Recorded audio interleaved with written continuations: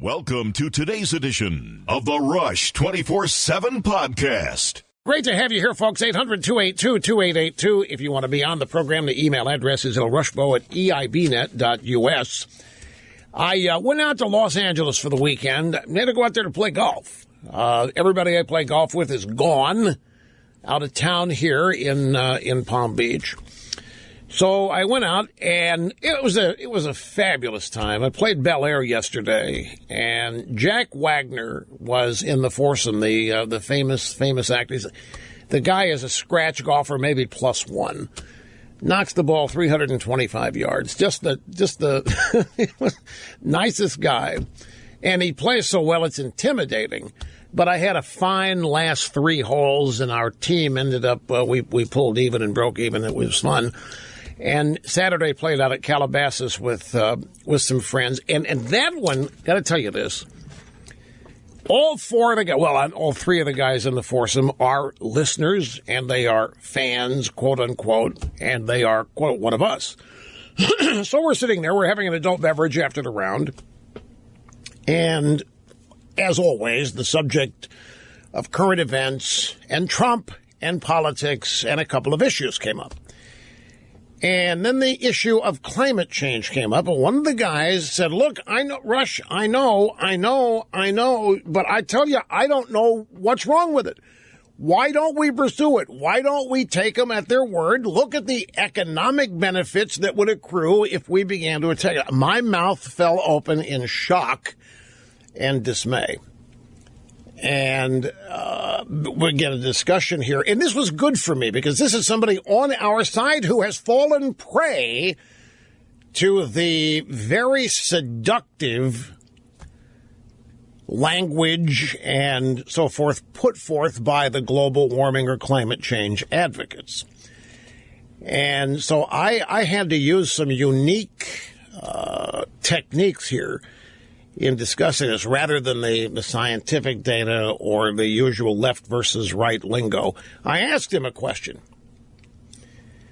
I said, I want you to pretend, let's hypothetically pretend that there is no man-made climate change. None. Nobody's alleging any. There isn't any at all.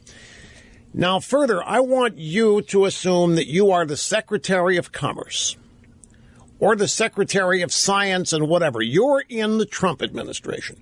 You have a cabinet-level position that grants you oversight over such things as climate change and whatever other scientific things that would impact the administration.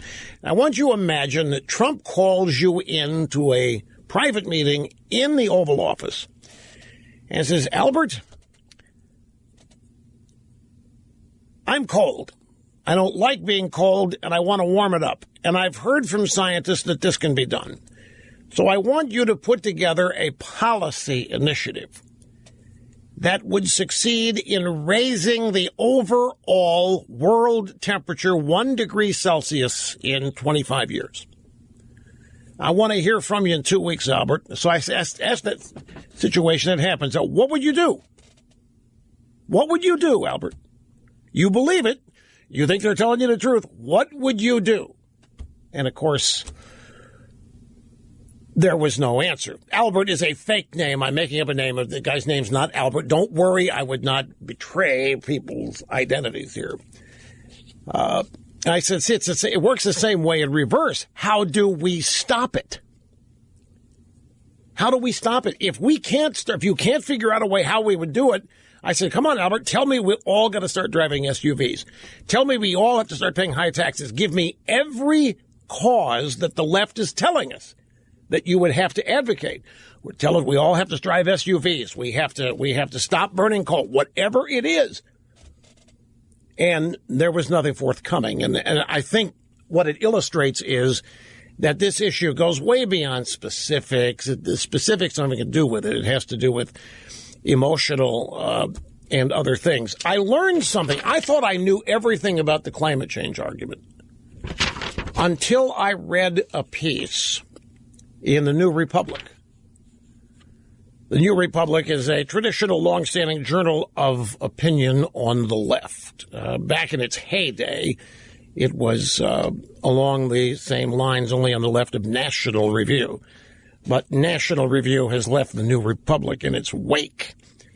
And, oh, by the way, Gore's movie came in 15th at the box office. And all of Gore's buddies are accusing the studio of sabotaging the movie. It came in 15th, and critics or supporters of Gore are livid, claiming that Paramount, I think it is, didn't do nearly enough to support the movie and is sabotaging. No, nobody cares. Nobody wanted to go see a redo because Gore hasn't been right about anything yet. Oh, and here's another thing, and it leads into this New Republic business. During the discussion post-round, I happened to mention, what do you think of Al Gore? It's been discovered that Al Gore personally has a carbon footprint 34 times as large as the average American. And I was looked at by another member of the group, and he wagged his finger at me and said, not a worthwhile argument. It doesn't matter. I said, really? So you're confirming a point that hypocrisy of liberals doesn't count. They get away with it. They're not going to be held accountable. No, it's just not going to persuade anybody. I said, it's not. Maybe it won't, but that doesn't mean it's invalid. The fact that it doesn't persuade anybody is interesting in and of itself. But here, let me get to this brief excerpt here from it's actually a quite lengthy piece written by Emily Atkin. Oh, and there is a fascinating piece by Matthew Hennessy on Generation X, which they're the generation ahead of millennials, and how they're about to lose everything to millennials. And if they don't get their act in gear, millennials are going to roll them over and crush them and destroy the world as they know it, because that's how distinct the differences in the generations are. And that's a subject that fascinates me anyway, but this story is particularly good. It's actually not a story. It prints to 6 pages. But I, your noted host, am a great editor, and I can synthesize this down to its essence. I'm going to have to share all 6 pages with you. But here in the New Republic, Emily Atkin, the claim that Gore and his ilk are hypocrites is a classic conservative attack strategy of redirection because it ignores the core issue of climate change. It's much easier and perhaps more rhetorically effective to claim Gore and others are hypocrites than it is to debunk climate change itself. So the theory is we can't debunk climate change. People like me, believer, we can't debunk, except of course I can and do daily. But her theory is since we can't debunk it, we have to go after these leftist phonies as hypocrites. And she says that's why you only see groups like the National Center for Public Policy Research releasing studies on Gore's energy use. This group has been funded by oil interests, advocates against policies to fight global warming because it denies that global warming exists. But the hypocrisy charge, this is where it gets interesting. The hypocrisy charge simply doesn't hold up to scrutiny. An anti-abortion advocate who believes abortion is immoral and should be illegal, but gets one herself, is a hypocrite. But climate change advocates who do not live a carbon-neutral lifestyle are not hypocrites because, ready for this? This is what I didn't know. Because for the most part, climate change advocates are not asking you to live a carbon-neutral lifestyle. They aren't. Ladies and gentlemen, let me ask you a question. When you hear Gore, when you see Leonardo DiCaprio, or any of these advocates on TV, and you hear them talking about what's necessary to fix this, have you ever gotten the impression that they don't think you need to change your lifestyle? I don't believe this. They have, that's the bread and butter of climate change, is to convince you to change your lifestyle because it is your lifestyle that has created the problem. In their world, American progress, advancing the standard of living, advancing the quality of life is where the problem exists. In their warped view, climate change results from progress. They don't use those words, but if you take a look at what they believe, that's exactly how it would be defined. And so here comes this babe, Emily Atkins, saying, no, you can't go after Gore because Gore is not telling you that you have to change your lifestyle. Well, then who is being told that they have to change their lifestyle? Well, I have the answer here, according to Ms. Atkins. She says climate advocates are asking governments and utilities and energy companies and large corporations to increase their use of renewable energy so that you can continue to live your life as you please without contributing to global warming. How many of you think that? That's what I didn't know, and I don't believe it. So in other words, according to this latest expert, you can go ahead and buy whatever car you want with no shame. You can burn charcoal briquettes, and you can grill hamburgers and steaks, and you can eat all the beef in the world you want. And they're not going to say a word to you about it because you don't have any impact on climate change. No. What they're going to do is go after governments and large corporations and other businesses and utility companies and so forth. Now stop and think. I think that statement right there cooks their goose.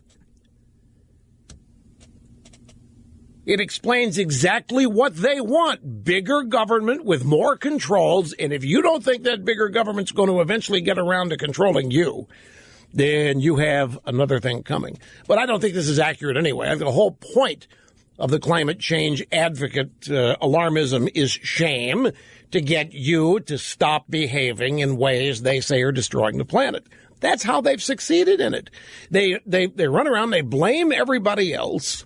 They blame you for your contribution, but then they give you an out. They give you a chance for redemption. Vote Democrat. Raise taxes. Buy some silly little electric car. Do something that mitigates the damage you have made by living your life. That's the central theme of it. But now we're told, no.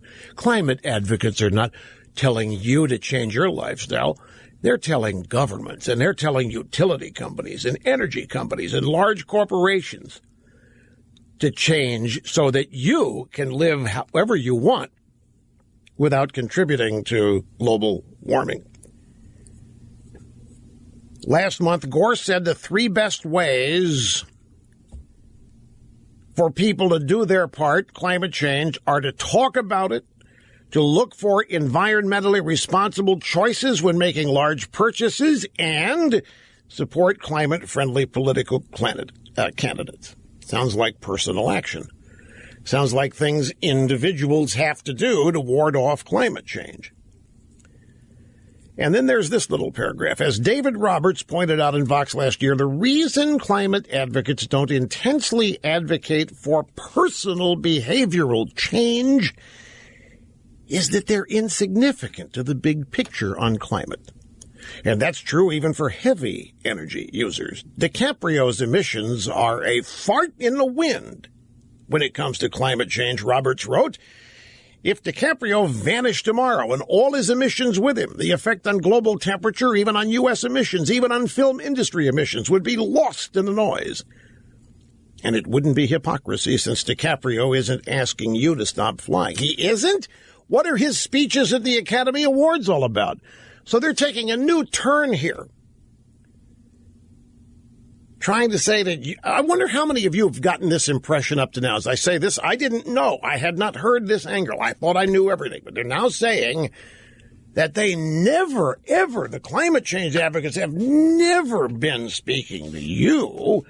No, they're talking to large institutional polluters to get their act in gear so that you can continue to pollute and live your life as you wish. Have not heard this before. This is their way around the whole hypocrisy charge. Also, big news over the weekend. I was kind of fascinated by this. You heard about the secret memo that went around Google? You're frowning. You hadn't heard about this? Some Google employee sent around posted an anonymous note, manifesto, on the inherent bigotry and political correctness at Google, and suggested that their pitch, their effort on diversity was misguided. That they need ideological diversity at Google, that all the conservative employees are scared to death to speak up and say anything. And then the guy, or Google, we don't know who it is yet. All we know is it's going to get fired when they're discovered. Guy said, and he was, I think, ripping off Larry Summers when he was the president of Harvard. He said, look, the reason why, and this was on his diversity kick, the reason why there aren't more women in tech positions is they're not good at it. They're not as interested in it as men are. So this effort to be diverse and have equal number of men and women in the tech workforce is silly because it's never going to happen. Women are just not that inclined. Larry Summers said the same thing at Harvard. The reason why there aren't more female math teachers is women don't do as well in it, and they ran him out of the place. So this guy is going to get fired as soon as they find out who he is. But this story has captivated countless people over the weekend, and it's not over yet, and there's much more straight ahead. Don't go away. Google's playing defense right now on the issue of diversity. This memo by a Google employee, I mean, this guy has just thrown a political correctness bomb right into the executive suite, because this memo asserts that Google, when you strip it all away, the memo is an allegation that Google has fewer female engineers because men are better suited for the job. That essentially natural selection has taken over, and men are just more oriented toward math and science and engineering in those fields. Now, what generally happens in a situation like this is that the feminists and leaders of women's groups get all hot and bothered and run around and start making noise about discrimination and unfairness. Ladies, do forget that. There's a much better path that you should take here.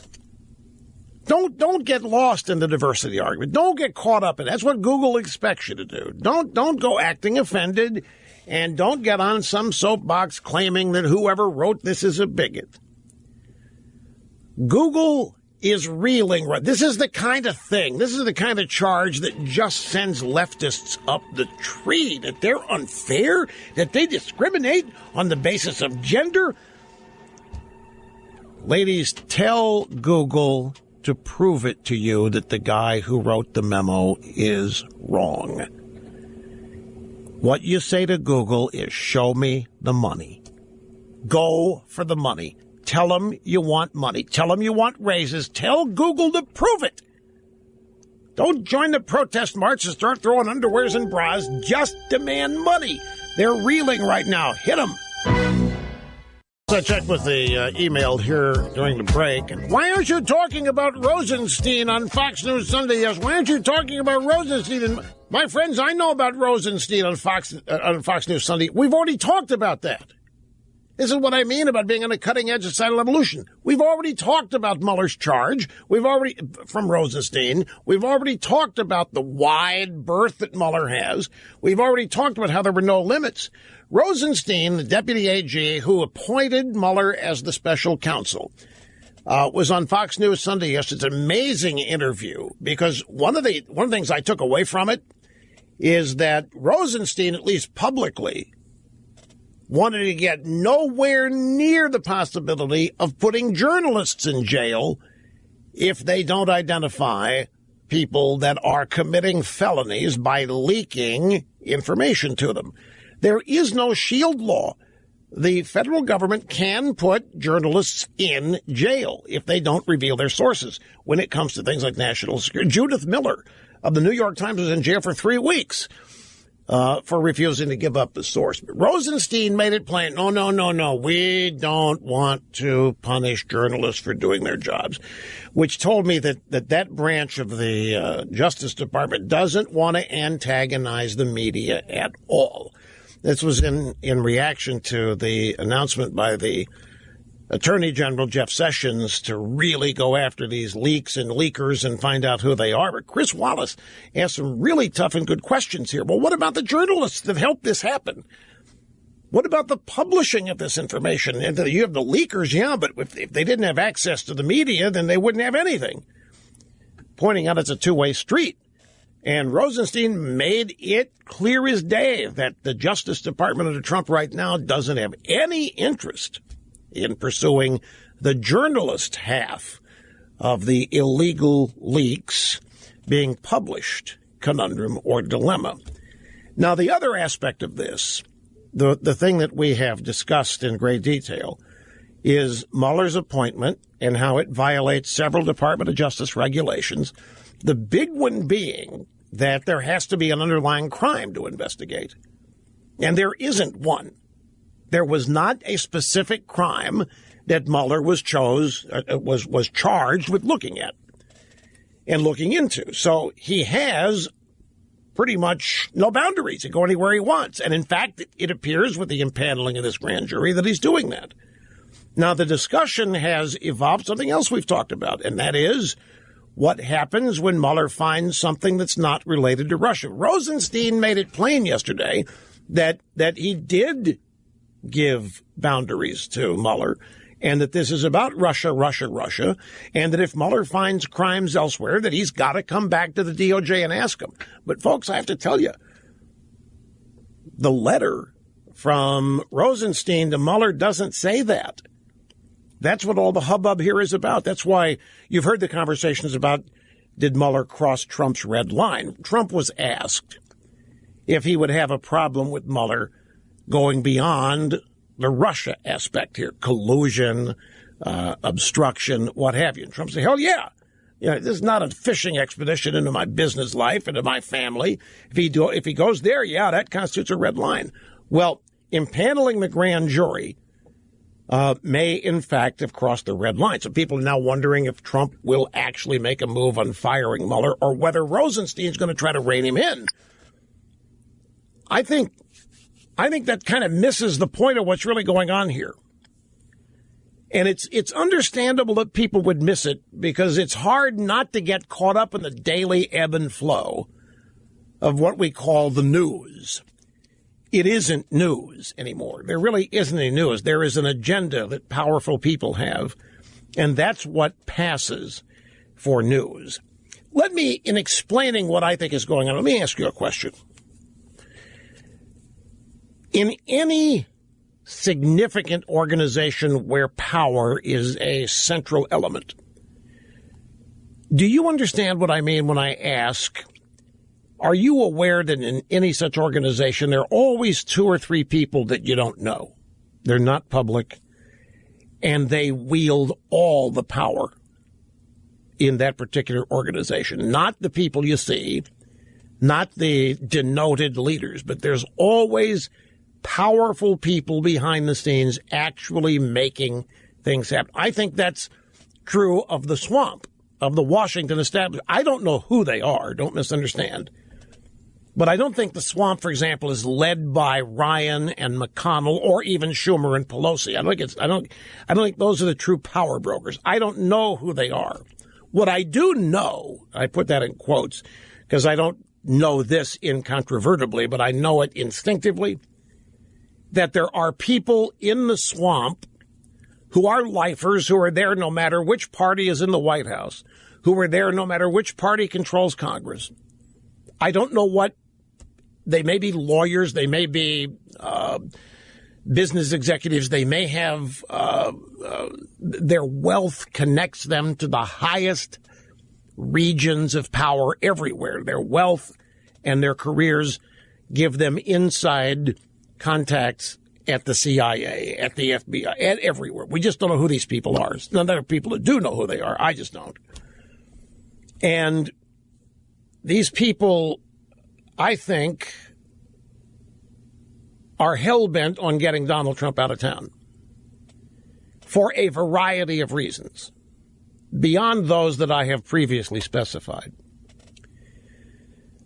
I think the list of reasons they want him gone are that they genuinely think he's insane, that they think he's unstable. And that poses its own set of problems. And then the usual problems of He's an outsider. We're insiders. We can't allow some doofus like this. And the things that he has said publicly and the reputation, we can't allow some guy like this to come in here and take over and take control and much less accomplish things. We cannot allow a guy like this to show us up. We have manufactured a little swamp here where the public has come to accept a snail's pace. The public has come to accept a creeping expanse in the scope, size, and power of government. The country has come to, not in some cases accept it, but demand it. People on the left, the climate change, are demanding bigger and bigger government and more authoritarian government. So the people I'm talking about running this show have invested, and their predecessors have invested a lot of time and a lot of money in making sure that this slow creep away from democracy, away from public opinion as expressed in elections, being the direction the country goes, these are people that don't want to have to pay fealty to that. They make it look like they do. They talk the game. They make it look like elections matter, but at the end of the day, what happens in that town is what they want to happen, no matter what happens at the ballot box. In these people's minds, it doesn't matter which party's running the White House. These are the people. I'm talking people that way above this. That doesn't matter. Their power is entrenched no matter who wins, and they don't really care in the big picture. They care personally, maybe individually. Could be Republicans and Democrats, but overall, in the big picture, that's irrelevant to them. The swamp staying what it is, growing slowly, creepingly, and the public accepting it. Warrantless wiretap searches, you name it. The surveillance, everything is predicated on a slow creep with the public pretty much accepting it. Trump has upset all of that. He has just thrown all of that up, and it's up for grabs now. And if Trump succeeds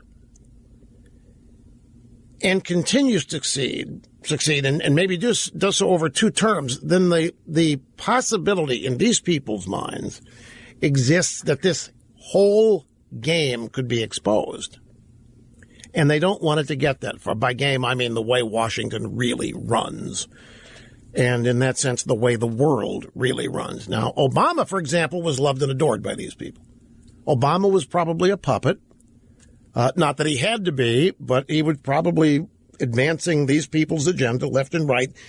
Their agenda is not just liberal. It's not anti-conservative. It's just personal power, globalist power over the world, power using the wealth and power of the United States to guide the world in their view, but they must remain invisible at all times. Trump blows all this up in ways we have previously discussed. So there was a piece by my buddy Andy McCarthy. What are you smiling at in there? Oh. He certainly has a caller making him laugh. Of course, I would think that he's laughing at me, but then I hadn't said anything funny. So I say, what's going on in there?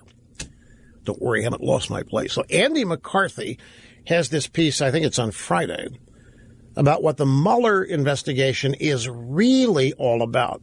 And it helped me compress this opinion and argument that I just advanced to you.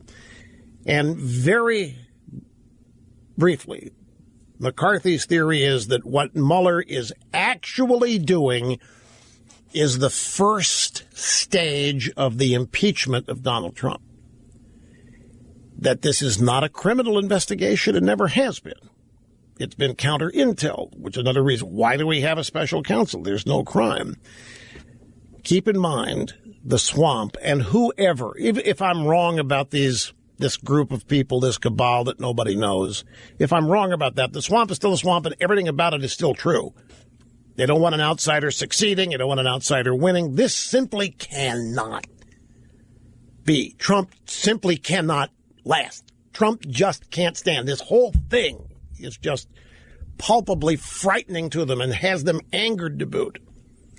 And they want to get rid of Trump. They have to get rid of Trump. And this special counsel investigation in addition to being able to charge people with crimes at the end of the investigation, they also can write a report. The McCarthy theory is that they're collecting so much information on Trump and his family over so many years. His business practices dating back to the casino days in New Jersey, to owning a New Jersey Generals, to Trump Tower, you name it, that they're going to find. They may not even find any crimes. They're just going to find stuff that's going to destroy Trump's reputation and his image, and they're happily doing this because they can then prepare a report on everything they've seen and turn it over to the House of Representatives as the first step in a process that would end in impeachment. And I think that is a very right-on perception of what's going on here. I think Mueller has a vast responsibility that nobody would ever admit to, nobody would ever own up to. Got to take a break. We'll be back here in mere moments, my friends. Don't go away. Absolutely. That's the whole point. These people that I'm talking about, whether they exist or not, we know the Washington establishment exists, and we know that it has its power base. We know that there are people that lead it, that define it, who run it. We just don't know guess names. Point is, they're even willing to invalidate an election. They are willing to say that an election doesn't matter if it goes against their wishes, that an election is unacceptable. They are totally willing to do this. That is, in fact, what they are doing in this attempt to get rid of Trump. There isn't a crime. There isn't any high crime or misdemeanor. There's nothing yet other than they don't like the guy, and they don't like his personality, and they don't like the way he talks, and they don't like the way he tweets, and they don't like the way he does his hair, and they don't like the way he goes about talking about people. They got to get rid of him. He is a threat to all that they hold dear. Their sophistication, their cosmopolitanism, their refinement, whatever it is, plus the real thing, their policies, their dyed-in-the-wool things they have been devoted to all their lives, which largely enrich themselves and their friends. And so if they have to invalidate an election, whatever it takes, and that's what we're in the middle of here. And the media is party establishment, and they're allies with this cabal. That's how they advance. Everybody sucks up to bosses. Or many people do. Let me get a call in this hour so we can say we got to the phones. Bill in Ridgefield, Connecticut. I'm glad you called, sir. You're up first. How are you? Yeah, hi, Rush. I was just talking to Snerdley. I live in Ridge. Yeah, I'm rich. All right, let me get to the point. I'm a big chess player, and a damn good one. In fact, the New York AC, I was the president of the chess club. But backing up a second, of the top... Wait a minute. Your call... Hey, hang on. Your call is bucking up. Did you say the New York Athletic Club? Is that what you said? Yes. New York AC. Okay, and you said you're a rich guy. New York... That's right. That would say New York Athletic Club would say that. So you're a great chess player. Okay, got that. Go. Okay, of the top 100 chess players in the world... Yeah. You know how many are women? 0. What does that mean? I think they gravitate. I'm not saying women aren't smarter. I have a daughter that went to Smith. I have a daughter that's a doctor. Yeah. I'm not saying women aren't smarter, but they gravitate to the nurturing areas of society, as maybe they should. But they are not competitive with the mechanical and sciences. There may be a great scientist, but that would be an anomaly. But women, thank God for them, do a great job raising kids. Oh, God forbid, the feminazis. You know, one daughter that went to Smith, loaded with feminazis. She has our values. You know, common sense, down to earth. She's got 4 kids, whatever. Okay, let me get back to your chess question. Yeah. Because you're probably right. Why don't women, I mean, you're not saying women aren't capable of learning it and excelling at it. You're just saying they're not interested in it, right? For the most part, but there are grandmaster female players. They're just not in that top tier. Right. The Polgar sisters, they're from, I believe, Poland. Both of them are grandmasters. Well, how much of it is that they really aren't, they don't want to do what it takes to get there because they have other... That's right. You take, whether it was Bobby Fischer, God rest his soul, you take Kasparov is going back, apparently, into the competition area. I read it in, I think, yesterday's journal. Well, he wants to beat the computers, yeah. Yeah. Well, the computer's a different ballgame. Well, I don't know. Elon Musk says they're going to take us over, and Bill Gates and Hawking say that if we don't get to Mars, the machines are going to eat us. No, I did not miss that. I'm going to circle back to it. Now, the business about the climate change, babe, here in the New Republic. We're not asking you people to reduce your lifestyle. No. We don't expect you to fix climate change. We want government to do it. What the hell does that mean? That's such a dead giveaway about who these people really are. It's another teachable moment for me, an opportunity to explain things. And we got lots ahead. Barely scratched the surface yet. Back we are. Rush Limbaugh behind the golden EIB microphone doing that which I was born to do. And so are you. I was born to host, and you were born to listen. It's great to have you with us. As always, telephone number 800-282-2882. I want to go back to just briefly here, just to make a point. Emily Atkin writing at the New Republic claiming that charging leftists with hypocrisy like Al Gore or Leonardo DiCaprio as hypocrites, because in Gore's case, he uses 34 times the electricity and energy, flying around private jets, all this stuff, than the average American does. And yet he's preaching to everybody about how they need to stop polluting the planet. She says, no, that's not what Gore's doing. You can't go after Gore or DiCaprio's hypocrites because they're not asking you to live a carbon-neutral lifestyle. This is a first. I've never heard this. She claims they're not asking individuals to dial back their carbon footprint. No. They're not asking you to go out and buy electric. They're not asking you to stop using oil. They're not asking you to put up solar panels. They're not asking you to do anything, she says. She says they're asking governments and utilities and energy companies and large evil corporations to do the heavy lifting, to dial down their carbon footprint so that you can continue to live as you please. If these governments, who is government, by the way? How does government dial back its use of utilities? How does government dial back its carbon footprint? We are the government. And this is the dirty little secret. This is the rotten little secret of this point of view.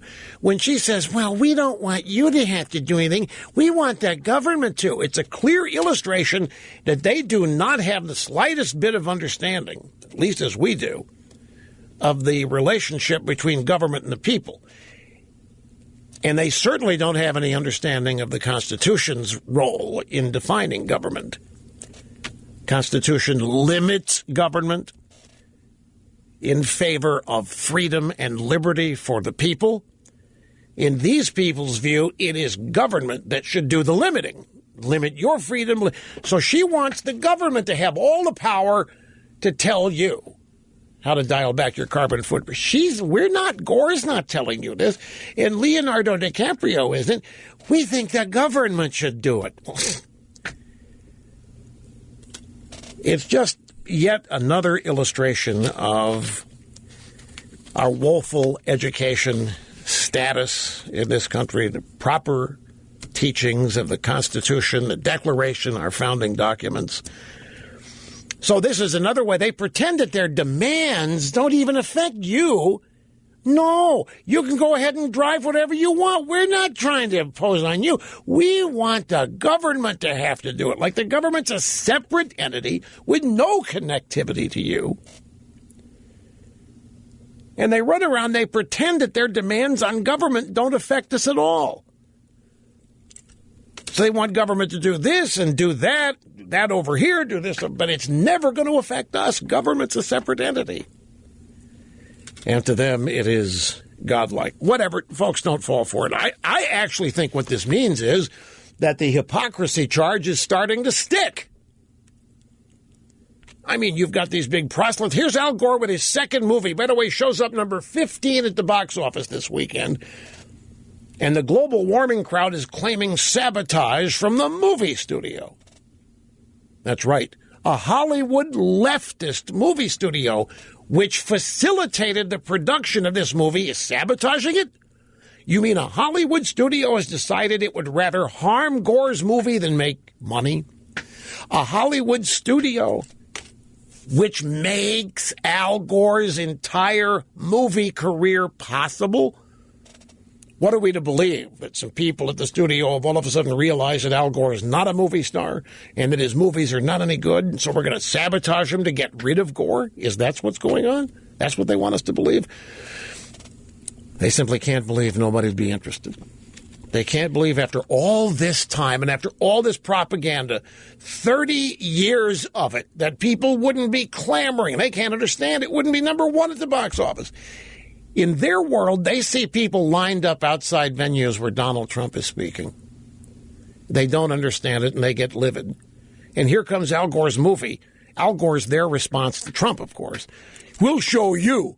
Our guy's coming out with a movie. Our star, Al Gore, he's got a movie. We'll show you. You want to see crowds? You want to see big people lined up outside the theater? You went for Al Gore's movie. And, of course, not only were nobody lined up outside to get in, nobody was inside either because nobody cares. So here are these people. They hate Trump. They hate these big crowds. They hate the fact that there are lines of people who can't get in, who want to get in.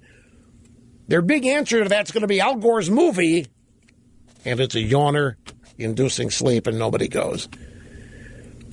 Contrary to the image portrayed, and I understand it, the image portrayed on quote-unquote the news every day is that Trump is a buffoon, Trump's an idiot, Trump's a pig, and Trump is losing, Trump's being shamed, and we, the media and the left, are winning. That's what is portrayed.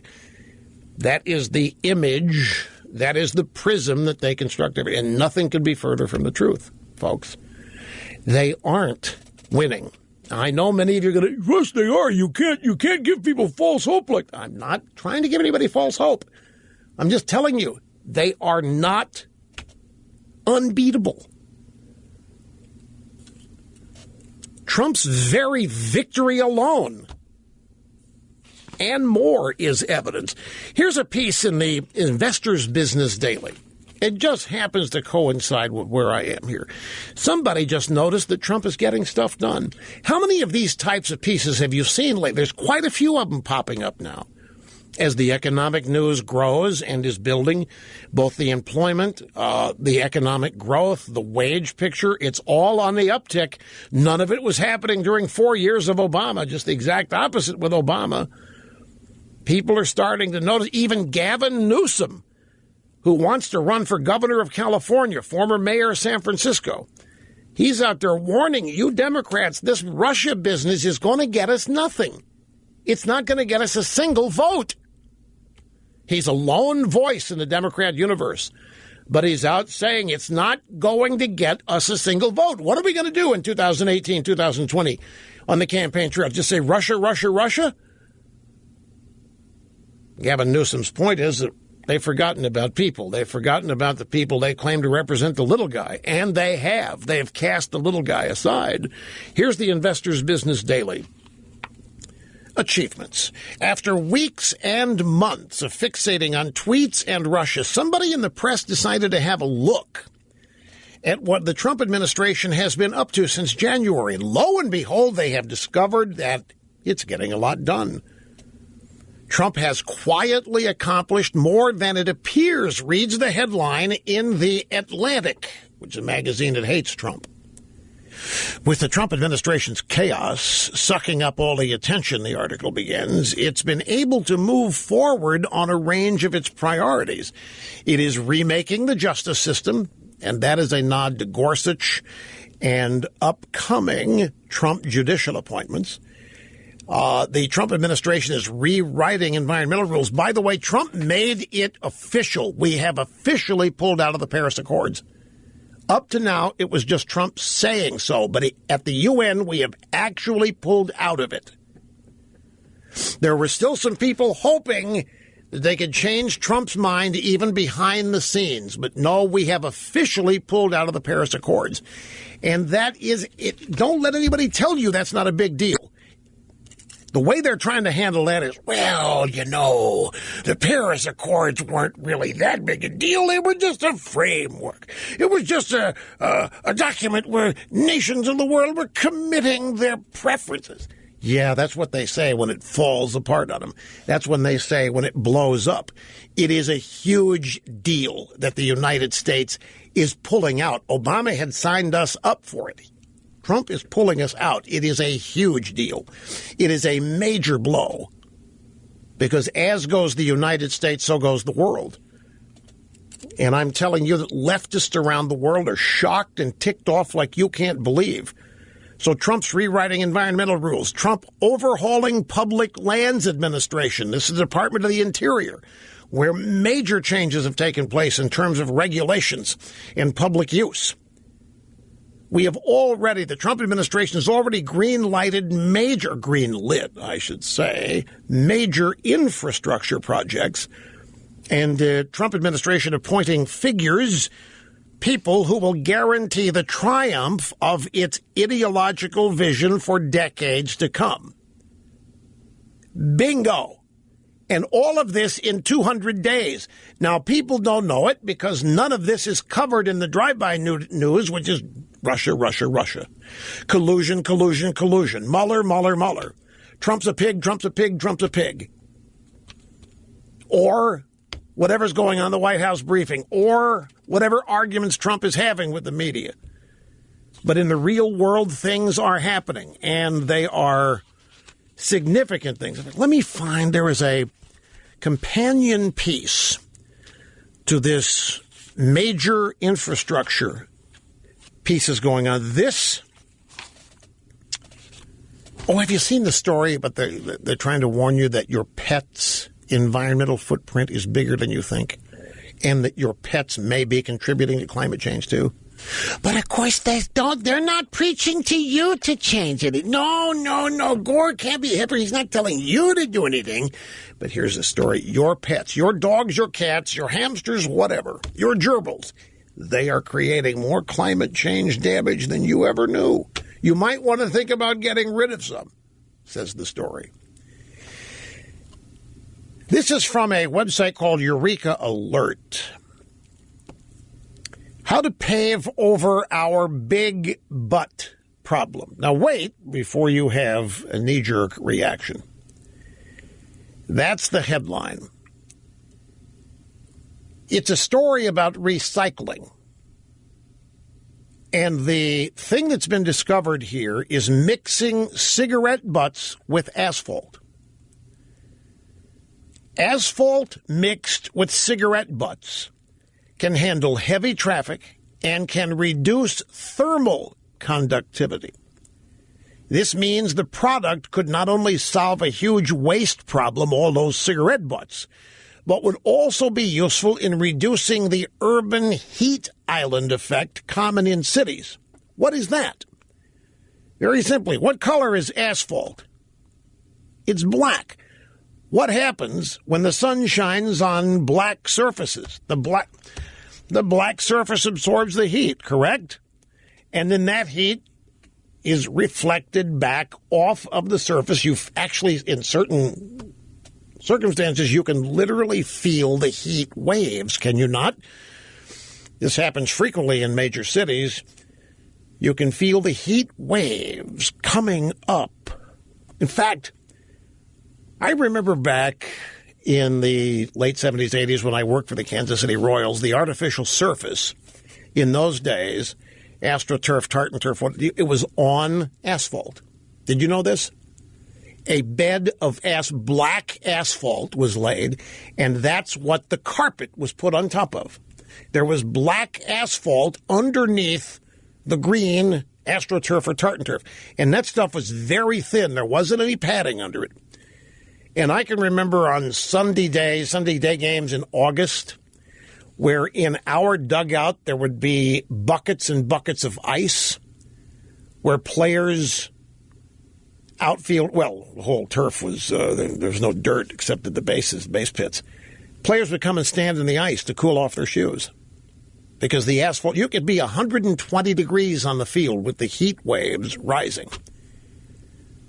I wonder what impact asphalt has on temperature readings where they are measuring climate change temperatures. Oh, and have you heard that in Australia they discovered that the official weather service there had been monkeying with the official temperature? You know how? They were not reporting accurate low temperatures. They were making up low temperatures by adding to them. The entire heat graph of Australia now needs to be changed because of this fraud.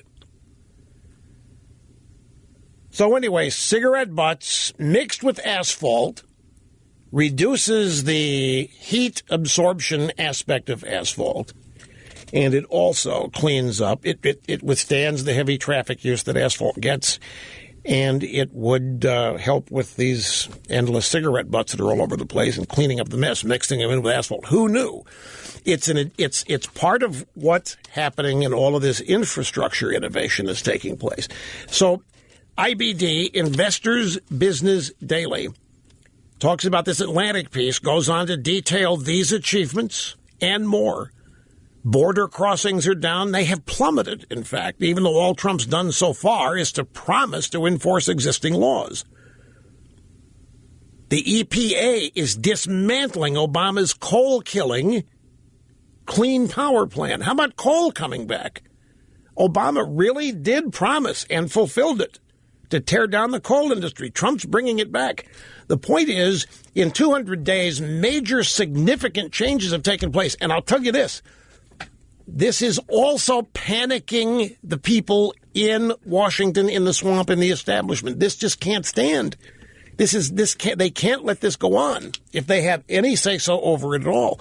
This will not. I have so many people say, why don't the Republicans just get behind Trump? Somebody over the weekend said to me, do you realize how much more Trump could have gotten done if his own party would get behind him? I said, yeah. I said, why do you think they're not? I've often found it to be more persuasive if you can encourage people to answer their own questions, because then they will believe themselves. Man, if the Republicans are just helping, yeah, why aren't they? Don't you think? Well, a little nudging along the way, and they finally get to the conclusion: maybe nobody in Washington wants Trump to succeed, not with this agenda. Anyway, brief break. We'll come back and get back to the phones and other things. Sit tight. And back to the phones. Peter in St. Catharines, Ontario. I'm glad you called. Great to have you with us, sir. Hello. Rush. Yay. What an honor listening to you since 1990. I've called in and spoken to Stein before. And, I regularly call in to people like Beach, etc. But you are the guru, sir. Listen, I wanted to touch base on climate change. My training, even though my passion is history and politics, United States politics, I regard as the greatest nation, but my training is in statistics, mathematical modeling. And I can tell you that the entire climate change is predicated on lies, all of it. It's just green money, corruption, thievery.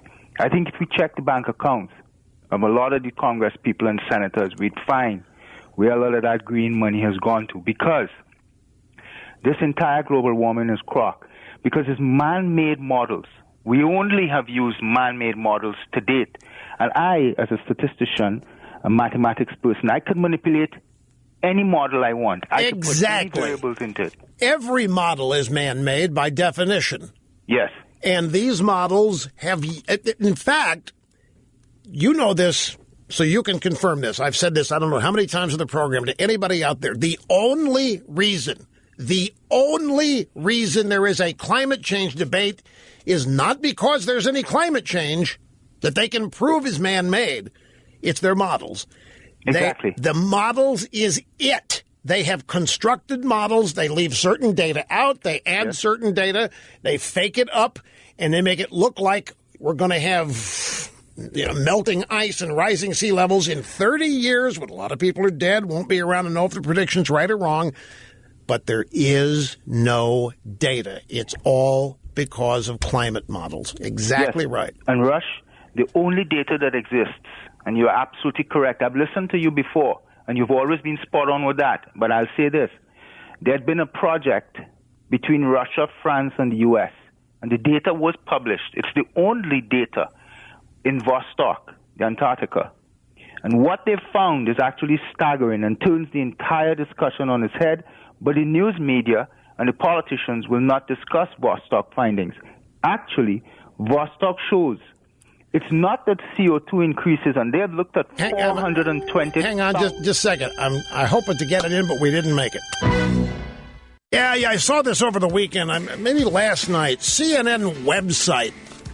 CNN on their website, they publish occasionally some sensible stuff. And I think on their website is where they, if they care to, they claim balance. For example, they've got a piece by Matthew Whitaker, who is a CNN legal commentator, it says. Now, he may be on CNN. I don't watch enough of it to know if he's an on-air commentator. It says here he is. The only time CNN's on is during the program here. And it's just on in case there's breaking news or something odd that I just happen to see after glancing at it. Anyway, this piece is all about, could have written it, it could have come from this show. Mueller's investigation of Trump is going too far. CNN. Now, the guy's a former federal prosecutor, which means he knows the Justice Department regulations, particularly on prosecution, and he knows full well that Mueller is out of bounds here. He knows that Mueller really shouldn't have been appointed because there's no underlying crime. But his whole piece, Mueller's investigation of Trump is going too far, is about the fact that there are no boundaries containing Mueller as there should be. And the boundaries are Russia over here and Russia over there. This investigation should be about collusion or obstruction vis-a-vis the charge the Russians colluded with the Trump team on the election. There isn't any evidence of that. There isn't any evidence the Russians had anything to do with votes. There hasn't been any evidence produced. It's just because Trump fired Comey that the left started screaming about special counsel, and the deputy AG, because Jeff Sessions had recused himself, appoints Mueller, who has an impeccable, unapproachable, unbeatable, untoppable, unassailable reputation in the swamp. But since there was no underlying crime, Mueller has no boundaries on where he can go. And this guy's point is that's wrong. He needs to be reined in. That Rosenstein needs to send him another letter saying, get back online here, pal, which Rosenstein could do. Now, Rosenstein was on Fox News Sunday yesterday and claims that he's done that. This is what's weird. Rosenstein claims that the original letter limits Mueller. And that was news to me. We've got some Rosenstein bites. We're going to switch up here, Mike. Can you give me sound bites 9 and 10 and 11 real quick instead of the others? Okay. Here's Rosenstein. Here's the question from Chris Wallace. I understand that Mueller's investigation is not a fishing expedition, but you say he's going to look into any matters that arose or may arise directly from the investigation. So in the course of his investigation of the issues that he's looking at, if he finds evidence of a crime, can he look at it? What this means is, here's the reg. You're given boundaries, in this case, Russia. Okay, in the investigation of Russia, you find that Trump might have used cigarette butts in asphalt in 1988. And it might be against EPA regs. So the reg would say that Mueller has to go back to the AG and get permission to investigate Trump's use of cigarette butts in asphalt in a construction project in 1988. And if he's denied permission to investigate it, he can't. That's what Wallace is asking him. Essentially, the question is, if he finds a crime, can he investigate that? If he finds evidence of a crime that's within the scope of what Director Mueller and I have agreed is the appropriate scope of his investigation, then he can. If it's something outside that scope, he needs to come to the acting attorney general, at this time me, for permission to expand his investigation. But we don't talk about that publicly, and so the speculation you've seen in the news media, that's not anything that I've said. It's not anything Director Mueller said. We don't know who's saying it or how credible those sources are. Well, the reason people are talking is because we saw the letter. We've seen the letter that was sent to Mueller that essentially charged him with the investigation. And the best of my recollection, it doesn't confine Mueller to Russia and Russia and Russia. It doesn't confine him at all. And yet you hear Rosenstein say here, if he finds evidence of a crime within the scope of what he and I have agreed is the appropriate scope of the investigation, then he can. Well, no, really, it's if he finds a crime outside the scope that the question was about. As I say, he's investigating Russia. In the process of that, he finds Trump used cigarette butts in asphalt in 1988. Was it a violation of EPA regs at the time? He has to come back and get permission for that. He doesn't need to get permission to investigate a crime within the scope of the investigation. That's the purpose. Except here, there's no crime. So this is, to me, very confusing, because I don't think there are any limits on Mueller, and that's why everybody's up in arms about this. But Rosenstein clearly implied that there are limits that he and Mueller have agreed to. So Wallace says, well, people ask about this because, you had Ken Starr and Whitewater, which began with a failed real estate deal in Arkansas and ended up with Monica Lewinsky in a blue dress. To expand, Mueller would need to get approval from you to expand the investigation, right? That's correct, just as did Ken Starr. Ken Starr received an expansion, I believe was initiated by the Department of Justice, by Janet Reno, that resulted in that investigation. That's not my memory on that either, but that was some time ago, and I don't want to get sidetracked. We'll check that, follow that up later. Then there was one more here. Chris Wallace said, look, the head of the Reporters Committee for the Freedom of the Press says that what the Attorney General is suggesting in his leaks investigation, this would be Sessions, is a dangerous threat to the freedom of the American people to know and understand what their leaders are doing and why. What's your response to that? I think that's an overreaction, Chris. The Attorney General has been very clear. We're after the leakers, not the journalists. We're after people who are committing crimes. And so we're going to devote the resources we need to identify who is responsible for those leaks and who has violated the law and hold them accountable. Look, I don't want to get charged with a crime here by these people, but I got to tell you, that's not true. You've got two parties in these leaks. The leaks of classified data are felonies. Whoever it is, an Obama embed in the deep state, somebody in the Trump White House, whoever it is leaking most of this stuff are committing felonies. The people are committing felonies. But without the journalists and the newspapers and the networks publishing this stuff, nobody would know about it unless these leakers want to put it on social media. And how do you do that with assured anonymity? So you don't. So what Wallace is really up to speed on the law here, because there is no federal shield law. As Judith Miller found out, reporter for the New York Times, jailed for 3 weeks, refusing to give up a source, and I think it was the Valerie Plame story. Same thing here. Wallace is asking, well, what about the journalists? And he hit Rosenstein with this a couple times on the show yesterday. And Rosenstein made it, no. We're not going to go after journalists for doing their jobs, which, if you come from a battered and beaten up Republican Party thinking you can improve your image with the media by being nice to them, explains that comment.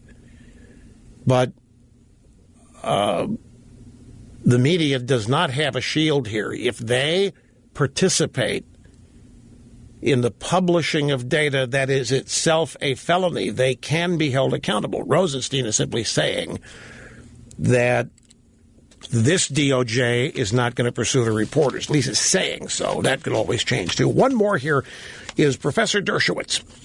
And this is audio soundbite number 14. Number 12. He was on the radio on Sunday in New York.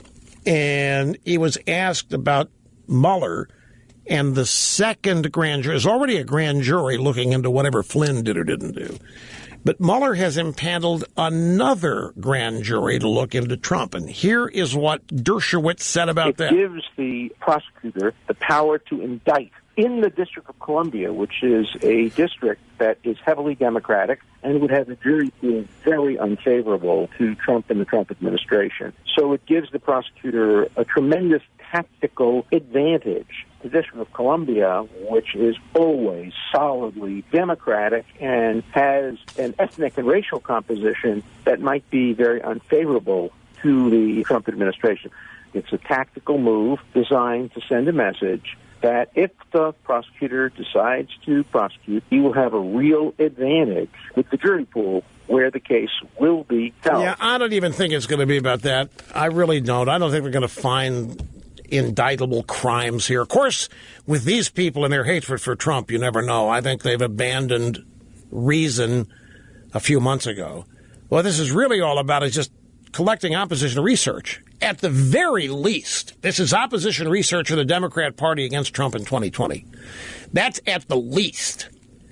At best and worst, this is a prelude to impeachment. Now, could this backfire, folks? It is possible it could backfire in certain ways because if you look, Trump voters and supporters are not dumb. They are not uneducated, and they are not unaware. They are fully up to speed on the efforts to take out Donald Trump and to invalidate their election. They're completely up to speed. For example, they know that the special counsel has hired nothing but Clinton and Obama supporters, lawyers, donors, and fundraisers. And now here's Mueller going to a grand jury in the district where 96% of the population voted for Hillary. So when this is all over, it isn't going to be a mystery. It's not going to take investigative journalism to uncover the fact that this whole thing is one of the most out-of-balance, biased, legal proceedings ever. And I think that could backfire at the ballot box on these Democrats. But remember, the people behind this don't care about the ballot box right now. They don't. I mean, what are they doing? They're trying to invalidate an election, essentially. So they don't care about the ballot box. They are totally focused on themselves and their little club there that we affectionately call the Swamp. I have to tell you, it shocked me. It's Cybercast News Service, and the headline is this: Department of Justice releases 413 pages of Lynch-Clinton meeting emails after Comey's FBI said no records existed. This is about that apparently spontaneous meeting on a tarmac in Phoenix between Bill Clinton and Loretta Lynch. The story was that Loretta Lynch was there and Clinton landed. Somebody told Clinton that Loretti was in her plane on the tarmac and that Clinton told his pilots to head over there. Hey, Loretta's dead. I go head on over. I want to say hi. We'll discuss the grandchildren with her. She doesn't have any. So Clinton gets on the plane. Loretta Lynch, who's the Attorney General, they start discussing things. She said they discussed his grandchildren, and they just caught up on things. This is in the midst of his wife being investigated by the FBI over these emails in the server and missing 30,000 of them. 413 pages of emails related to that meeting. The Department of Justice on Friday, Document Dump Friday, released 413 pages of emails related to a controversial private meeting between Bill Clinton and Loretta Lynch during the FBI's investigation into Hillary's Benghazi emails. The FBI said earlier such records did not exist. The discharge of information is a result of a lawsuit against the DOJ filed by the Council for Law and Justice in November of 2016. The encounter between Clinton and Loretti raised concerns about the impartiality of the DOJ's investigation into the Hillary Clinton episode. The American Council for Law and Justice notes that under the leadership of James Comey, the FBI had originally denied the existence of any documents relating to that meeting. He said no records responsive to your request were located in a letter responding to the ACLJ's Freedom of Information request. Jordan Sekulow is the executive director of the ACLJ. Jordan Sekulow, the son of Jay Sekulow, who is now one of Obama's personal warriors. Jordan Sekulow said the Comey FBI lied to us. He said that he doesn't believe the discrepancy was due to negligence or an overwhelming workload at the FBI, saying if that had been the case, they wouldn't have been responsive at all.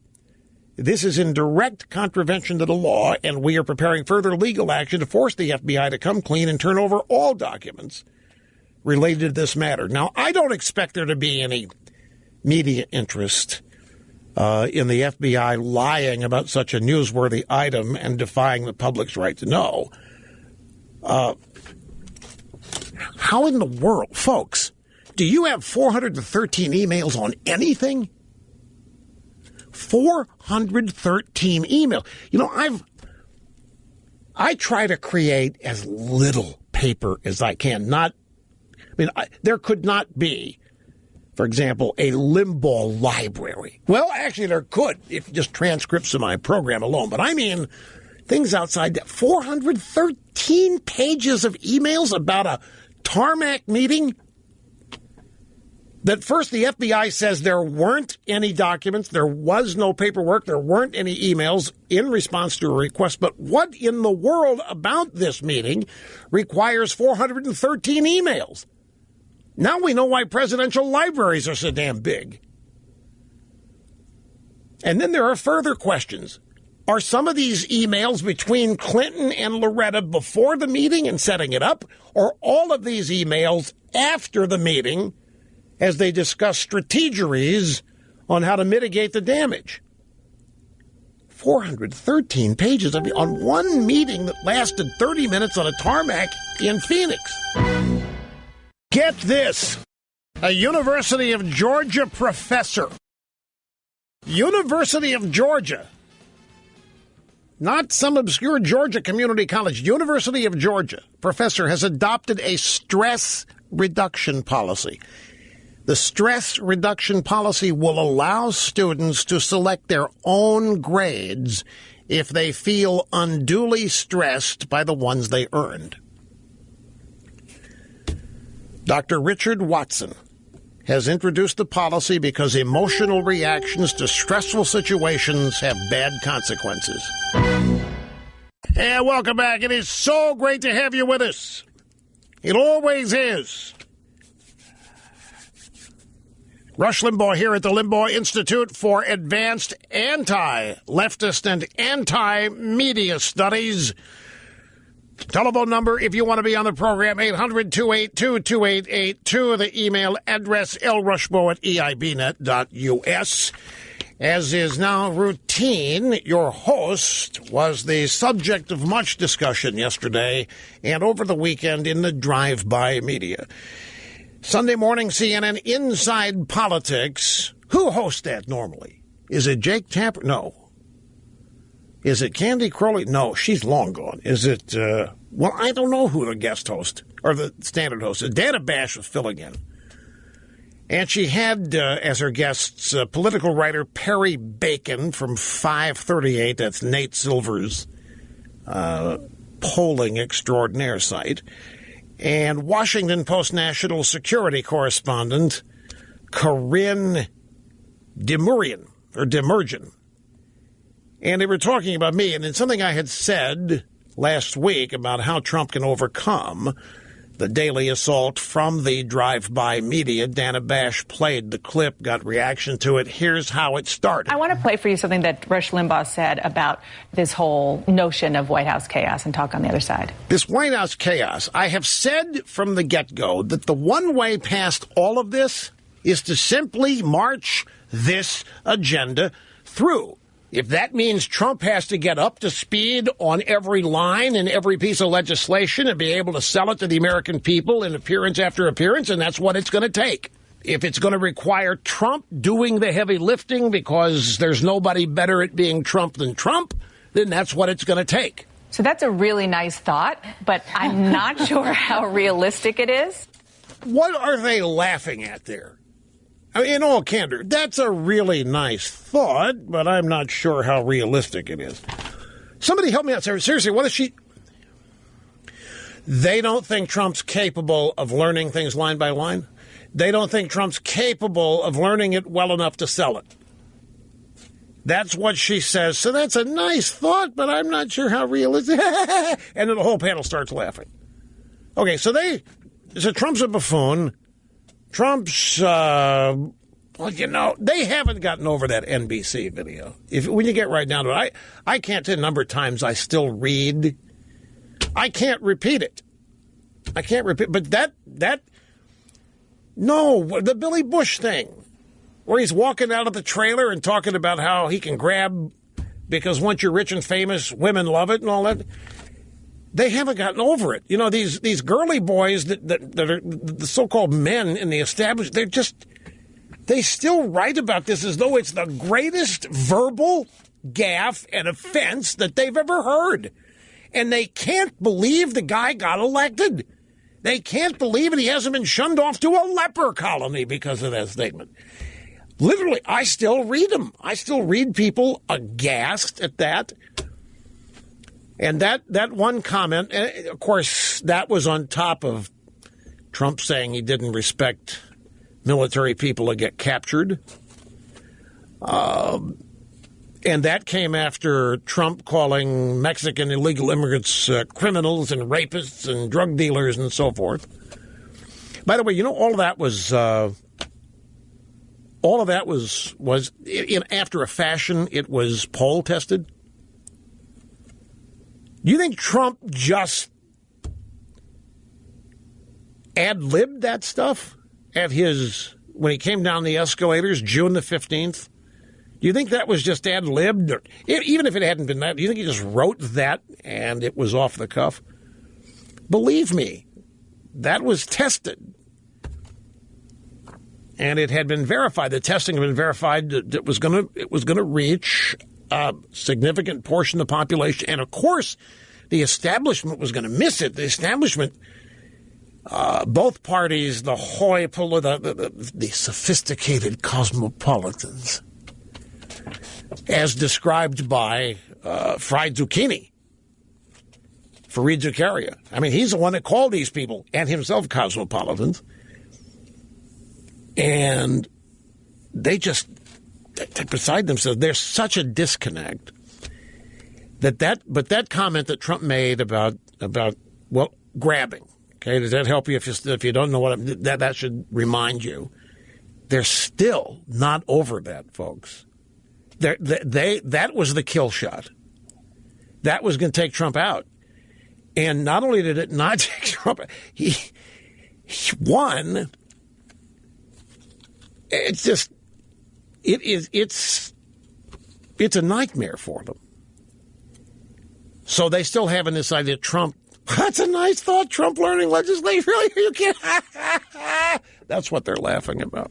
So it's time for the esteemed sophisticates and cosmopolitans on the panel to react to my soundbite there. Essentially, Trump can get past all this by just ramming that agenda through, getting it passed, and that there's nothing they can do. If he can make that happen, and I believe he can, by the way, I wouldn't have said this. I believe he can.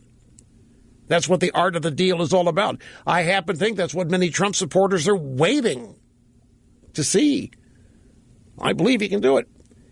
And if he did, they get tax cuts. If they ram something through on major tax cuts and go back to Obamacare, if that happens, then you're going to see panic like you haven't seen it before on the left. So here come the sophisticates and the cosmopolitans, led off by Perry Bacon, who, as I said, 538, and then Corinne Demergen from the Washington Post. The top of what he said is right. If the health care bill had passed by now, or if the tax reform had passed, we would not be talking about White House infighting. He's right. If you get the agenda passed, that said, this idea that the information flow has to change, that's probably true. But is Kelly going to stop Fox and Friends from being aired? Because I think a lot of the information is coming from the president. Do they have to take away his TV? Do they have to take away his TV? Take away some of the friends he calls? I mean, the idea the information is being handed to him that's wrong is probably not right. He's seeking out information that confirms what his views already are.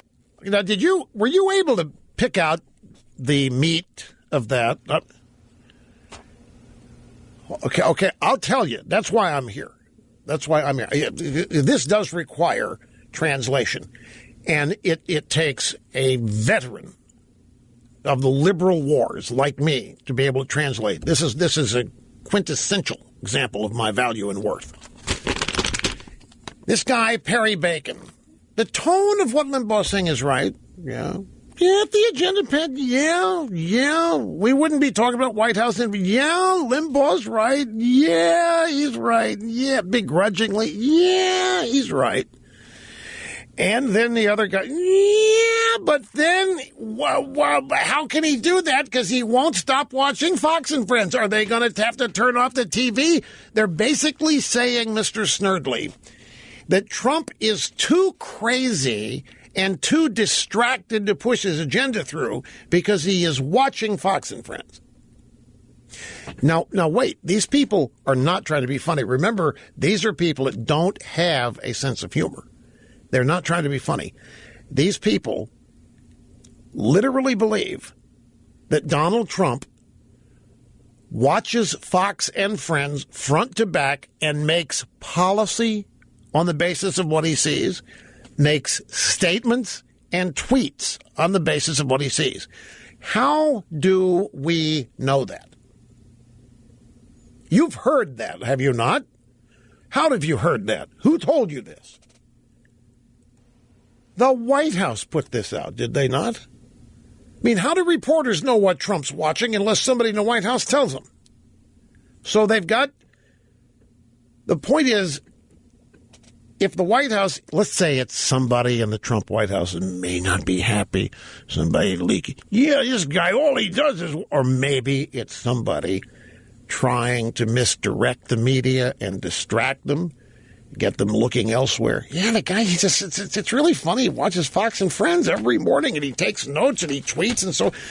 Point is, they believe it. These sophisticates and these cosmopolitans and these erudite, refined members of the media really think that Trump is a buffoon and incompetent and incapable because he watches Fox and Friends. Of course, at the same time, he's watching Morning Joe. We've also heard that he turned them off. That's right. Now it's just Fox and Friends. I am amazed that these are otherwise intelligent people who have convinced themselves or have had other people convince them that this man who has put together this amazing business. Look, it's not like I'm on the Trump PR team, but what Trump has done in his life is not insignificant. He has become a profound success, and winning the presidency is not an accident, and it's not the result of collusion. This man has outsmarted these people all along the way, from the beginning of the 2016 campaign, which was the summer of 2015. He has outsmarted them all along the way. Now, they will never admit that. Trump's smarter than us. It's the American people that are stupid. All those yokels that voted for the guy. So they can be led to believe that Donald Trump... did you see the Newsweek cover? I got that cover. I saw it with 10 minutes left in the program on Friday. You didn't see this? I watched this over the weekend. I saw it, and it ticked me off that I didn't have time to get it in. Newsweek ran a cover story with Trump sitting in his coat and tie on the sofa, holding a bag of chips in one hand, a TV remote in the other, and all kinds of junk food surrounding him. And the cover was how he's lazy and doesn't get anything done. He's basically a schlub and a couch potato who does nothing but watch Fox and Friends and then Fox and Friends reruns all day, eating potato chips, drinking Coke, whatever he drinks, water, whatever it is. It was a picture. I remember I was on the way to California that afternoon. Neil Cavuto did almost his whole hour on this. Neil Cavuto is a never-Trumper, for the most part. Not a big Trump guy. Thought this was so far out of bounds because it's the exact opposite of the truth. Trump is a workaholic. Trump does not sit on the couch watching television, eating junk food and things. It was not, to characterize it as wrong doesn't get even close to how atrocious it was. But the point is, these sophisticates and these brainiacs who think they're smarter than everybody else can be led to believing these things so easily. So they have this picture of Trump that there's no way he could marshal his own agenda. Hell, I don't even think Trump knows what the agenda is. Have you seen that one? I don't even think Trump knows what the agenda is. Mike Pence knows what the agenda is, but Trump, he doesn't even. Trump, he says it. The put-downs of this man who outsmarted them all along the way, who has gotten more done. You want to talk? Who was the guy that rolled in the Oval Office at 10 o'clock every morning? That would be one Barack Hussein O. And what did he do when he got to the Oval Office? Turned on Sports Center. And if it was basketball season, it's head over there to the little study and start working on your brackets. And how about Trump goes to New Jersey for 17 days to get away from the White House because they got some renovations, and the media goes nuts. Trump's already on a vacation. This is unreal. Trump is already taking a vacation. He's silly. This is not serious. By this time, Obama had taken 5 vacations, and Michelle had taken 3 of her own. Anyway, I think Trump is contrary. You'll never see it portrayed this way in the drive-bys. I think Trump is outsmarting these people in a lot of ways, and they're just getting frustrated. They can't take him out. It's getting ridiculous. So now it's a laughable thing that he would be able to advance his own agenda and get it done, despite what's already been accomplished in 200 days, despite winning the presidency from the smartest woman in the world with the smartest campaign staff in the world and beating the smartest media in the world. Yeah, this guy's a genuine idiot. Now, here's Corinne Demergen. And she is weighing in late on this idea of mine that all Trump has to do to get past the chaos is do the agenda. What is the agenda? I mean, you can say health care and tax reform, but you need details, and Trump is not a details guy. And so how is he going to sell that in sound bites? It's not his thing. He's not a details guy, so how is he going to sell that? Remember during the campaign, my friends, do you remember the numerous stories on how detail-oriented and aware Donald Trump was in his business, construction projects, wearing the hard hat, out there designing and figuring out which bolts and rivets and nails and screws and so forth? He was portrayed as a detail guy, but one who also delegated. He gets to the White House. Now he doesn't know anything. Doesn't know anything. He's a couch potato. He doesn't know how to speak to people. He can't control his White House. All from people who haven't accomplished 10% of what this man has accomplished, whatever they think of him. How many of you watch Game of Thrones? I watch Game of Thrones. I read Millennials' review of each episode. It's become a fun thing for me to do. I purposely seek out entertainment, even tech, websites that I know are written by millennials. Folks, it is amazing. They write not just about this show, shows they like, they write about these shows as though they're real, as though the characters are real, as though the events are real, as though the time spent watching these shows is actually real, as opposed to entertainment, like going to a baseball or football game, being a diversion from reality, being an escape from this is it. And one of the things that we've heard recently, this happened, I think it was published on Friday too, and there are more and more of these stories about young people who have grown up with the internet and grown up with a screen, an iPod Touch or an iPhone or an iPad, that they have withdrawn from society, that they do not meet people personally. They spend more and more time at home, but not with their parents. They're isolated, and their entire lives are spent with their phones, essentially.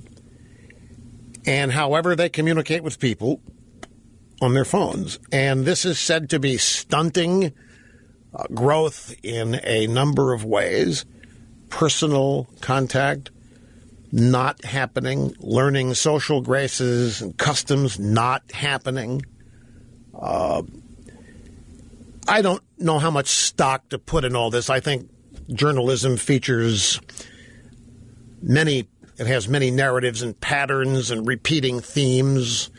Even during the fall, there's certain stories you run. The winter and Christmas time, certain stories you run. First snowfall, certain stories you run. Make sure you don't steer outside the swerve or what. But this stuff that they're writing about, these are not just millennials. It's the generation following millennials. The iGen, it's being called iGen, like iPhone. About how horribly stunting of growth this kind of existence is. And as I say, a lot of this stuff is overdone and is reactionary and exaggerated. But I tell you, when I read reviews of these shows, they don't look like reviews that I remember of movies or TV shows when I was younger and watching them. It's as though these reviewers are actually immersed. This is their reality. These are not characters. These are actual people to them because it's on a screen. In this case, it's TV or their iPad or their phone, whatever they're watching. It's people on a screen, and that's how they communicate with people. And the characters take on a reality component. It's got me wondering about it. Anyway, we have a quick break here. We'll get back to the phones. Promise when we get back. You know, I have a story here, folks, that I was actually going to save until tomorrow because I'm not going to have time to get into this in detail. Generation X needs to save America from millennials. It's a fascinatingly interesting piece to me, but I'm going to need more time than I have in this remaining half hour to do it justice. And there's a companion story here. And you people are going to have to tell me because I don't have children, kids. So this is Greek to me. Before your son or daughter starts using a credit card, this is from the New York Post, by the way, make sure he or she understands that a credit card could be a weapon of self-destruction. That's because a new survey found that millennials' knowledge of credit cards is lacking and very concerning. And in fact, according to this survey, a few millennials actually believe that missing a card payment would improve their credit rating. Now, how the hell does that happen? Who in the world would be telling people, oh, yeah, you want to improve your credit rating? Miss a payment or two. And then make sure you make it up, and then you'll show that you are able to. Is that how this works? Miss a payment or two, and then make them up later to show that. It was only 6%, but it actually shocked us, said Mike Brown, research analyst and author of Millennials and Credit Card Survey. They might think that by missing a payment, they're gaming the system. 17% said missing a card payment would have no effect on their score. Now, these millennials, I mean, they're the smartest group around it. I mean, these are the tech generation. These are the super advanced. You know, it just goes to show, if that's the case, millennials can be up to 34 years old, folks. Basically, 18 to 20 to 34, 35 is the millennial generation. Some of them think missing a credit card payment is a good thing. Some of them probably think that having your data stolen is a good thing. I wonder how many of them, this is mind-boggling to me. Now, I was going to say that your credit and debit card transactions leave a digital trail. And I would think if anybody knows that, it'd be the millennial bunch.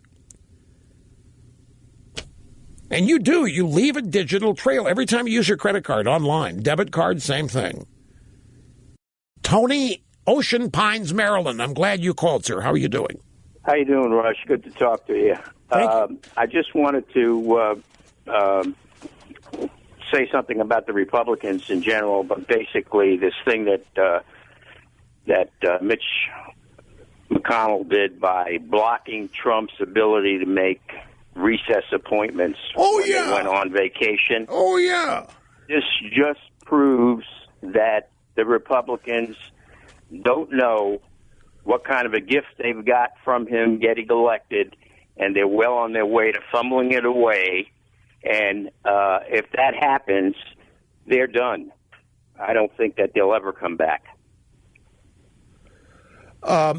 I think there's some truth. Why do you think? Surely you have an opinion of why it wasn't just McConnell. Why did the Republicans at large pass? You know the House did this. They made sure somebody was there. Somebody has to be there for a minute once every 3 days. And they did this to stop their own president making recess appointments. Why? What do you think's behind this? Because they don't know what they're up against. Obviously, you would think after 20 years of, the Democrats are playing football and the Republicans are playing croquet. They don't know what they're up against. They don't want to beat them. They want to destroy them. And they're doing a good job. And they've getting help from a lot of Republicans. Wait. Who's the they? Who they want to? You said the Democrats. Establishment Republicans that are more concerned about themselves, more concerned about getting elected, reelected, more concerned about their own personal positions than they are worried about what's happening to the country. Well, yeah, I mean, but that would be true in any scenario for any event. This is unique. Let me give you an example. No, I want to know the why. I know the example. I want to know why you think the Republicans are trying to stop their own president from implementing his agenda. That's what's going on. Why do you think that? Because they probably ultimately dislike him. They dislike his character. They dislike his personality. Yeah. They probably think that in spite of everything, that there's a good chance that the Democrats may win in the House, or that they're going to get Mueller to do their work for him and damage him so badly that the Democrats will gain advantage in the Congress. Or maybe even impeach, if they get enough people in the House, they sure as hell are going to try and impeach him. There's no question about that. So you're saying that the Republicans want to sabotage Trump and they'd want him to lose? Yeah, some of them. I mean, not all of them. There are some good guys in there, but way too few. Name one of the good guys. I think that Cruz is good. I think that Lee is good. I think that Tom Cotton is good. How about Louis Gohmert in the House? Rush, listen. If Why? the You can't hear me. was reversed and Harry Reid needed one vote in the Senate to pass Obama's health care, right? And one of his chairmen came up to cast the vote that would either make it or break it, and without telling Obama, without telling Harry Reid, he comes up and he votes against the party. What do you think would happen to that guy? Oh, I don't know. He'd be walking on his knees the rest of his life after having been thrown out of the party. There's an entity of Washington. Oh, of course, I know there's an answer. Look, what is your? That's there's a Whoa, I don't believe that. I don't believe it. Mr. Snerdley has just taken a stab at answering my question. The House did this too. And they're not worried in the House about, here's the theory. The reason that the Republicans in the Senate took steps to prevent Trump from making recess appointments is because they were genuinely afraid he was going to fire Jeff Sessions. And they didn't want him to fire Jeff Sessions. Look, that sounds good, and it makes a perfectly fine public excuse, but the answer goes much deeper than that. And that doesn't explain why the House did the same thing. The House is not worried about him firing Sessions. I'm sure there's some Republicans who are worried. Look, isn't the Senate working on a foolish piece of legislation saying that Trump can't fire Mueller? They can't do that. That's unconstitutional. They cannot do that. But the Republicans are participating in that too. Folks, this is, I'm sorry, I can't avoid redundancy here. And redundancy serves a purpose occasionally, but at other times it can cause members of an audience, I've heard that, move on. But I'm telling you, this is the swamp circling the wagons. They are trying to paralyze President Trump to inaction. They're taking every step that is available to them to prevent Trump from putting his agenda in place, putting his stamp on things, however you want to phrase it. This is an effort to stop Donald Trump. There is no party loyalty here. The Republicans in this case are loyal to the establishment and whoever it is they're afraid of more than you. They're not afraid of voters in all this. They clearly are not worried what impact this might all have on their reelection chances. There are other things or other people that they're afraid of more than they are of their own voters in their states and districts. But yeah, the Sessions thing, it sounds good. Yeah, they did that to make sure Trump can't fire Jeff Sessions. Trump was never going to fire Jeff Sessions. Do you really think he was going to fire? He was never going to fire Jeff Sessions. None of that made any sense. I told you, everything Trump does that looks crazy like this, there's a reason for it. And when you look at something Trump's doing and this doesn't make any sense. Yeah, but it does somewhere, or they wouldn't be doing it. There was a reason for all that, but I just refuse to believe that it was rooted in the fact that Trump is essentially a 10-year-old getting mad at his friends in the sandbox not playing with him. I just refuse to see the guy that way. I got to take a break here. I just noticed I'm way long. Back in a second. This AP headline here. Jobless rate raises questions. How much better can it get? A drop in the unemployment rate to a 16-year low raises a tantalizing question about the job market. How much better can it get? How much better can it get? But this is not a positive. This is not saying, man, this is just the beginning. This is this guy saying, we may be maxed out here. How much better? You can't get any better than this. There's so much room for improvement here in the job market, not to mention wages. There's all kinds of optimism and improvement that can happen. Not the pessimism that these people deal with each and every day and peddle is destructive in its own way. I need to do a little more on that tomorrow. I'm out of time here. And plus that professor who's letting students change their grades if the grade they get is causing stress. There's more to that than I mentioned, too, plus the millennial stuff. So I've got half of tomorrow's show already done. So I could roll in here at 11 o'clock tomorrow morning. Could take half the morning off. Well, that's it. The fastest 3 hours in media has raced by here. It does each and every day. And yes, we didn't get to North Korea and sanctions. What more damage can we do to these little pot-bellied people? But they deserve more. So that and who knows what else tomorrow. See you then.